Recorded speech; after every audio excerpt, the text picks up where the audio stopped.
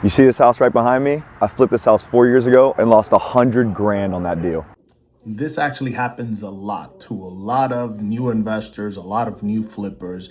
You always have to overestimate your numbers, overestimate your time, and overestimate everything and underestimate the price that you're going to sell it for. As time goes on, you get better at perfecting these numbers or getting it a little bit more in tune as to what repairs are going to take. You got to pick the correct and the right contractor because they will definitely do you in. So just keep that in mind because it is really important because you can lose a lot of money, but then at the same time, you can make a lot of money. So you just got to keep all that in mind. Keep watching and let's see how this played out. I was fresh out of college. My uncle asked me if I wanted to flip properties with him, and we ended up buying this 4,000 square foot house right behind me.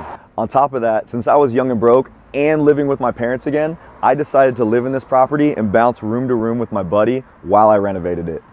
So like I said, we lost 100 grand on this deal. Here's exactly why. We thought this project was going to take 6 months from start to finish. It ended up taking us 18 months, so 3 times longer.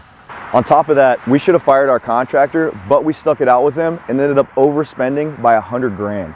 And to top it off, we thought this house was going to sell for 100 grand more than it did. So we overspent by 100 grand and it sold for 100 grand less than we thought.